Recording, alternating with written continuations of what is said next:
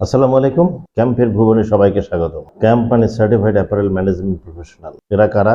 যারা তাদের শিক্ষা জীবন শেষে বছরের পর বছর পার করে দিচ্ছেন কিন্তু চাকরি হচ্ছে না, সেই সকল শিক্ষিত বেকার, সেই সকল হতাশাগ্রস্ত বেকারদের উদ্দেশ্যে তাদেরকে কর্মসংস্থানের ব্যবস্থা করার লক্ষ্যে ক্যাম্পের জন্ম। আমরা আমাদের শিক্ষা জীবন যখন শুরু করি তখন আমরা প্রাইমারি স্কুল থেকে বা হাই স্কুল লেভেল থেকেই আমাদের জীবনের লক্ষ্য বা উদ্দেশ্য এ বিষয়ে আমরা দুই একটা রচনা বা এসে লিখে থাকি না, শুধু মুখস্থ করে থাকি। আসলে বাংলাদেশে বা বিশ্বের কোথায় কোন কোন বিষয়ে লেখাপড়া করলে কোন কোন জায়গায় চাকরি অথবা ব্যবসা করার সুযোগ পাওয়া যাবে সেভাবে বিস্তারিত কখনোই আমাদের প্রাথমিক শিক্ষায়, মাধ্যমিক শিক্ষায়, উচ্চ মাধ্যমিক শিক্ষায়, এমনকি বিশ্ববিদ্যালয় শিক্ষায় কোথাও সঠিকভাবে বলাও হয় না, বোঝানোও হয় না, আলোচনাও করা হয় না।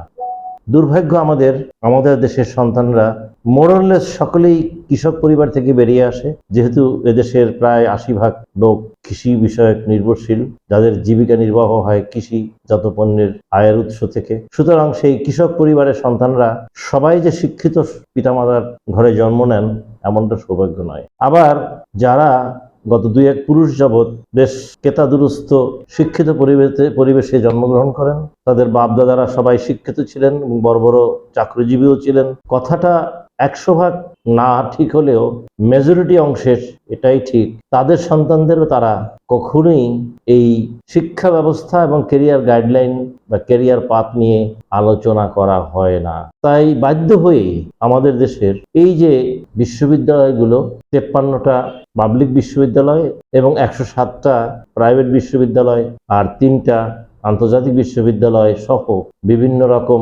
এগ্রিকালচারাল বিশ্ববিদ্যালয়, তারপর টেক্সটাইল বিশ্ববিদ্যালয় বা বুয়েট ইঞ্জিনিয়ারিং বিশ্ববিদ্যালয় এবং টেকনোলজি সহ বিষয়ভিত্তিক এমনকি মেডিকেল বিশ্ববিদ্যালয় বাংলাদেশে প্রতিষ্ঠিত হয়েছে।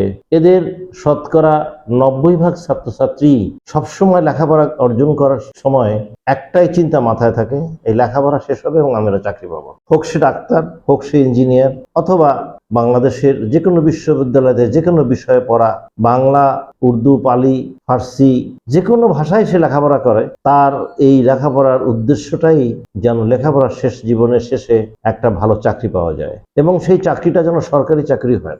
কারণ সরকারি চাকরি হলে অনেক সুযোগ সুবিধা আছে, সেটা হলো যতদিন বেঁচে থাকা যায়, খুব কাজ না করলে হয়তো খুব ভালো প্রমোশন কখনোই হবে না, কিন্তু চাকরি খুব সহজেই যাবে না এবং চাকরি জীবনের শেষে খুব মোটা অঙ্কের একটা পেনশন পাওয়া যাবে। এমনকি তিনি মারা গেলে তার ওয়াইফ, অথবা ওয়াইফ মারা গেলে আমি জানি না তার হাজবেন্ডও পায় কিনা, স্পাউস পেনশন পান।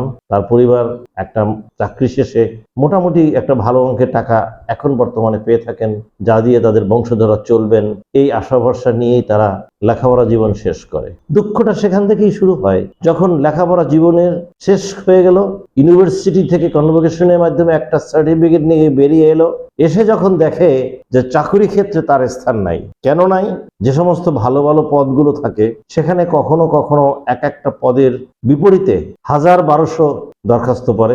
এই ১,০০০-১,২০০ দরখাস্তের মধ্যে থেকেই একজনকে সিলেক্ট করা হয়। আবার সেক্ষেত্রে অনেক ক্ষেত্রে অবৈধ পথের আশ্রয় নেওয়া হয়, সেটা লিখিত পরীক্ষার ক্ষেত্রে, ভাইবার ক্ষেত্রে, আত্মীয় স্বজন ক্ষেত্রে, অথবা ঘুষ বাণিজ্য, অবৈধভাবে কোনো না কোনো কিছুর বিনিময়ে একটা চাকরির ব্যবস্থা হয়ে থাকে। তখন দেখা গেল যে ওই বিষয়ে শিক্ষিত, পারদর্শী অথবা মেধাবী ছাত্রটা বাদ হয়ে গেল।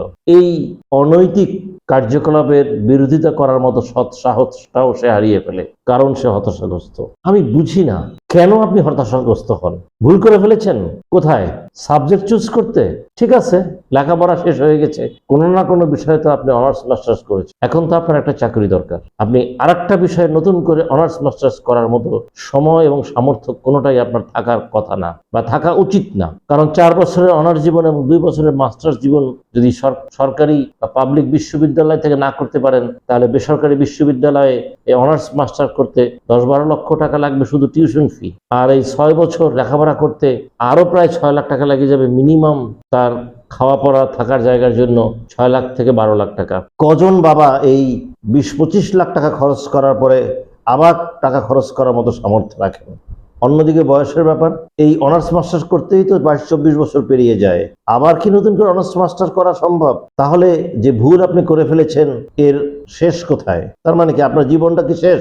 আপনার সব স্বপ্ন কি ধুলায় মিশে গেল? অথবা এমনটা কি আপনি হারিয়ে গেলেন?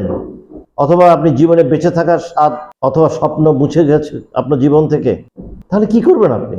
আমরা আপনাদের কথাই চিন্তা করি, যারা যে কোনো বিষয়ে ডিপ্লোমা, অনার্স অথবা মাস্টার করে ফেলেছেন, কিন্তু বাস্তবে বাংলাদেশে অথবা দেশের বাইরে ওই বিষয়ে চাকরি পাওয়া প্রায় অসম্ভব। তাই যে সমস্ত ক্ষেত্রগুলোয় আমাদের চাকরির ব্যবস্থা আছে, সেই সমস্ত সেক্টরে একটা চাকরির ব্যবস্থা করতে হলে ন্যূনতম কতটুকু যোগ্যতা হলে ওইখানে চাকরি পাওয়া যেতে পারে। যেমন আপনি একটা কারখানায় চাকরি করবেন, অথবা আপনি কোনো অফিসে চাকরি করবেন, অথবা আপনি যে কোনো সংস্থায় চাকরি করবেন। চাকরি করতে গেলেই তো সেখানে জিজ্ঞাসা করা হবে ওই চাকরি বিষয়ক কিছু প্রশ্ন আপনাকে। তার উত্তর তো আপনাকে ইউনিভার্সিটিতে শেখানো হয় নাই। তার উত্তর তো বাহিরে কেউ না কেউ কোথাও না কোথাও চেষ্টা করে কিছু শিখেছেন, কয়েক বছর নষ্ট হয়ে গেছে।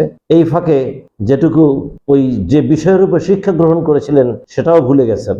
এখন এই রিক্ত হস্তে কি করবেন? তাদের কথা চিন্তা করে এই ক্যাম্পের জন্ম। ক্যাম্প এমনই একটা ইনস্টিটিউট যেখানে হাতে কলমে ট্রেনিং দেওয়া হয়। কিসের উপরে? বাংলাদেশের সবচেয়ে বৃহৎ, সবচাইতে অর্থনৈতিকভাবে সচ্ছল বৈদেশিক মুদ্রা অর্জনকারী পেশা অ্যাপারেল বা পোশাক শিল্প। এই পোশাক শিল্পের বিভিন্ন শাখায় যে সকল কলকারখানাগুলো আছে, spinning mill, textile mill, dyeing printing mill, finishing mill এবং তৈরি পোশাক অথবা ওয়াশিং প্লান্ট, এই সকল জায়গায় চাকরি পেতে গেলে যে ন্যূনতম যোগ্যতাটুকু দরকার হয় সেটা আমরা বিশেষভাবে একেবারে ওই কারখানা অথবা ওই টেক্সটাইল মিলে অথবা ইন্ডাস্ট্রিতে আমরা সরাসরি আমাদের স্টুডেন্টদের নিয়ে যাই। ফলে তারা বাস্তব ভিত্তিক থিওরিটিক্যাল এবং প্র্যাকটিক্যাল প্রশিক্ষণ গ্রহণ করে থাকেন। মাত্র 6 সপ্তাহে 24টা ক্লাস, 36 ঘন্টায় তাকে অন্তত চাকরি লেভেলে প্রথম যে প্রাথমিকভাবে সিলেকশন হওয়ার মতো, নির্বাচিত হওয়ার মতো বা চাকরি পাওয়ার মতো যে যোগ্যতাটুকু বা যে জ্ঞান তার অর্জন করা উচিত সেটা যেন সে করতে পারে, সেই ব্যবস্থা করার জন্যই আমরা এই ক্যাম্পের জন্ম দিয়েছি। এবং ভবিষ্যতে আমরা এই ক্যাম্পের মাধ্যমেই আমরা এদেশের সকল বেকার শিক্ষিত যুবক যুবতীদের এই শিল্পের সাথে সংযুক্ত করে তাদের পরিবারের, দেশের এবং যে সংস্থায় বা যে প্রতিষ্ঠানে সে যোগদান করার সুযোগ পাবে তার সার্বিক উন্নতি করার পথ প্রশস্ত করার জন্যই ক্যাম্পের জন্ম। ধন্যবাদ সকলকে।